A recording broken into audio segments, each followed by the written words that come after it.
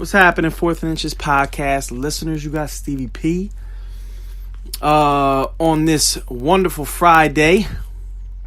Thursday night game just ended. Sorry about the past 8 or 9 days we haven't been on. Been really busy with the family and other things, guys. Really sorry about that. But we will be doing actually a podcast tonight. This podcast is just going to be a review of last night's game. Kind of let you guys know what I saw. And let's begin. So last night, the Houston Texans take on the Miami Dolphins in Houston. Houston wins that game 42-23. The fantasy relevant players are basically the guys you would expect. Devontae Parker had a big day. The trade deadline is next Tuesday at, I believe, 4 o'clock, maybe 12 o'clock, one of those two. And I think they were showcasing him. I think they really tried to make an effort to get him the ball, get teams interested in him.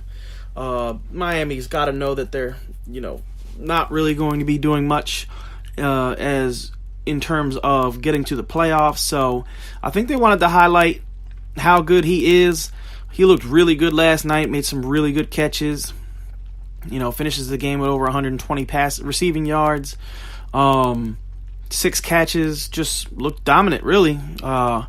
Houston has a, okay pass defense, middle of the league in pass defense. But yeah, looked good last night, was making some pretty nice catches, impressed me a little bit. So, trying to rise that draft stock and see if they can get a pick for him.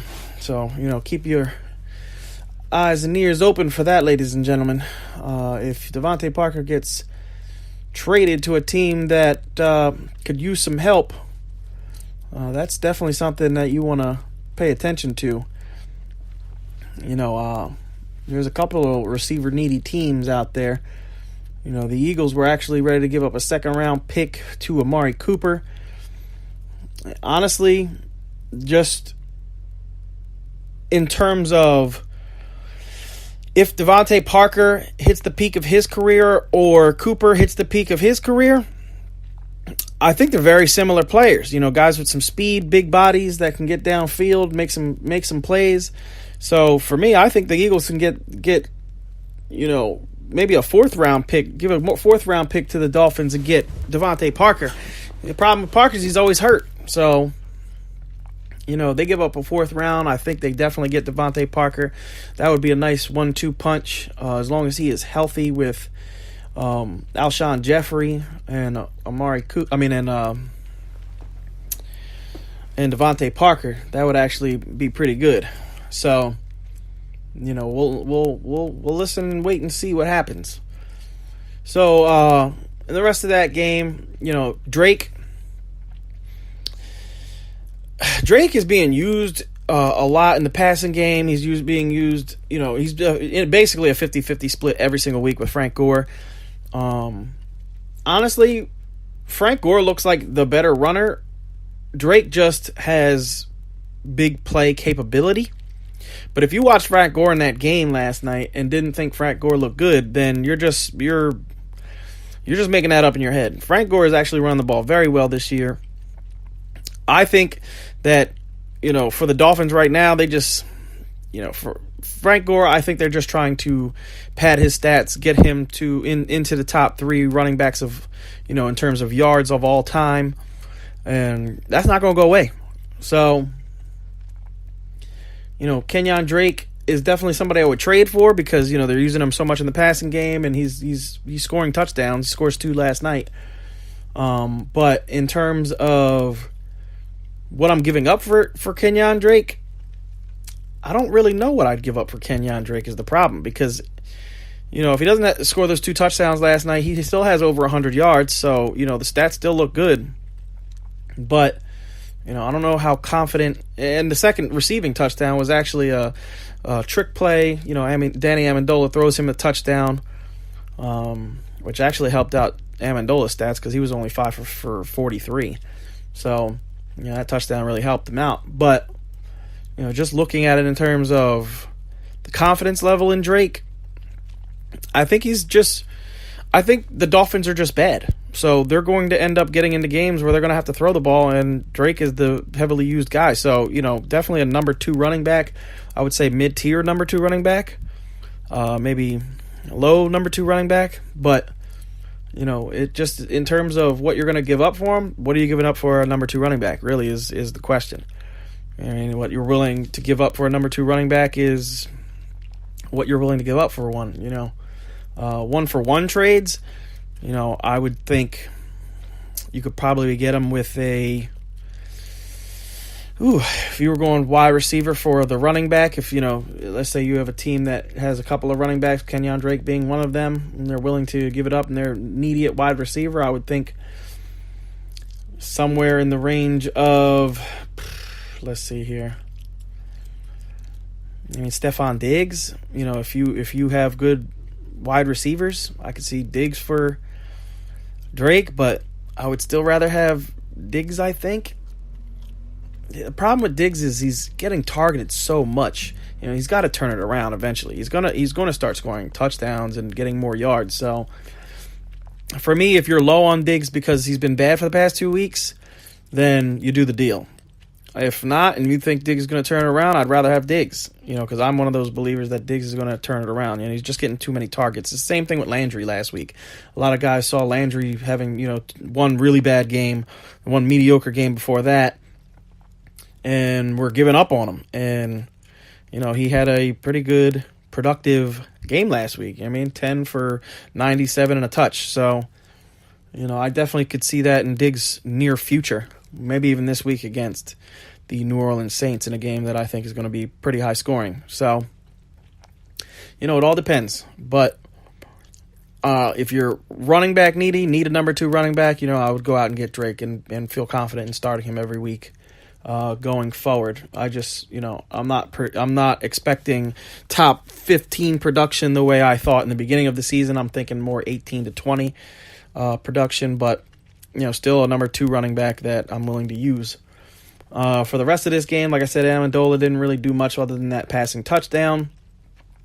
On the Dolphins side of the ball, Gesicki, honestly, I don't know why you would have him on your fantasy team, but if you did, he shit the bed last night once again.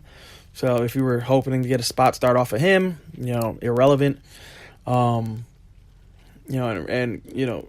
Jakeem Grant, I know a lot of people were trying to use him last night because they thought, without, the way that the Dolphins wide receivers were banged up, they thought, maybe he could have a big game. He had an okay game, nothing special. Not a guy that I was even trying to start, but, maybe people were desperate and, went with him. He kind of disappointed last night. For the rest of the Dolphins, really, Brock Osweiler, he was just Brock Osweiler. I mean, he was just, there's nothing else I can say about that. He should have thrown 3 interceptions in that game. He only threw 1. But he definitely should have had 3 interceptions in that game. There were two interceptions right in the hands of the defenders, and they just dropped it. Rest of the team, if you really look at anybody else, that's really it for for the Dolphins. Now on the other side of the ball, the Texans, man, if you started all of the guys, they were all great. Watson was great last night. Unfortunately, Will Fuller looks like an ACL tear. It's a shitty way to end his season because I told you guys how high I was on Will Fuller this year. Really liked him. And it's a shame that had to happen to him. But not really else to say. He goes for over 100 and a touchdown in this game, had a 73-yard receiving touchdown. Just came on a crossing route, a deep crossing route, came open, and there was nobody even close to him, scores the touchdown. So, at least for last night, he gets you the points that you needed off of him if you started him. DeAndre Hopkins, now that Fuller is gone, I think gets a boost in targets, which he already gets enough targets a game. I think he's averaging 11 right now for the season. I could definitely see him going up to 13 to 15 targets a game, which is just going to up his production. So if you have Hopkins, you're starting him every single week, just like you were before. Hopefully he starts, hitting 100 yards every single week. That would be fantastic. But, you're not a guy that you're ever going to sit. It doesn't matter the matchup. Kiki QT did not play last night. He's banged up, but they expect him back next week. And if he is back next week, you're starting him because he's the number 2 on a good offense. So Kiki QT, pencil him in. Definitely, if he's on your waiver wire, go get him. He's definitely a must-add at this point. Must be rostered in 100% of leagues. And, it is what it is. Thomas, the tight end for the Texans last night. I don't know how often you're going to start this guy. Now with Fuller gone, maybe, it seemed to me that because QT was gone, they were using him a little bit in the slot, kind of moving him around, using the tight end a lot more because QT was out. And maybe that continues with, Will Fuller being out now. But not a guy that I'm super excited about. He has 2 touchdowns in that game. Not really much else. But, if you're desperate at tight end, hey, maybe next week, you see what he looks like. Just put him on your roster and see what he looks like. And, if he seems like he's going to get more targets, then, a guy that you're probably going to want to have. Let's see here. Who else is in this game? Oh, Lamar Miller. Lamar Miller looked like Lamar Miller. I know a lot of people seen last week and was like, oh, man, Lamar Miller looks like he might be turning it around. This week, last week, both bad rush defenses. The Dolphins are just completely horrible stopping the run last night. It was bad. It was just, they were gaping holes, and the Houston Texans offense has not been making gaping holes this year. So, to me, if you have a running back going against Miami, play him. I don't care who it is. If it's a starting caliber running back, if you have Tampa Bay going against Miami, I'm starting Barber with confidence. So, just a team that I'm starting my running back against, and I'm going to love the production because they're just giving up crazy rush yards. And, Lamar Miller just saw hole, hit hole, ran good. He had a couple of, I would say, shifty runs. I don't really consider him a very shifty player, but had some good runs in this game. And that's really all I'm going to say about Lamar Miller. He got in the end zone. I'm not going to super hype up Lamar Miller. I'm not trading for Lamar Miller. He's just an okay guy. He's a number 2 running back. Low-end number 2 running back. And, if you're desperate at running back, definitely don't try to trade for him this week. Because if somebody is selling him, they're selling him stupid high. And I'm not paying super high for Lamar Miller. I'm just not doing it. Alpha Blue got some run in this game. But it was definitely the Lamar Miller show in this game. And really, other than that, that's about it. Let's talk about Deshaun Watson for a little bit. If you didn't start Deshaun Watson against Miami, that was a mistake. Sorry to tell you guys. I wanted to go over this game before last night with Kevin. Me and Kevin were going to do a podcast, but that was completely my fault, guys. Had some things pop up, and I wasn't able to do the podcast last night. But I'm guaranteeing you, me and Kevin would have told you to start him. I probably had him somewhere around 8 or 9 in my ranks this week. But, definitely a guy I was starting this week as a top 12 quarterback with confidence against Miami. And he showed why you took him early.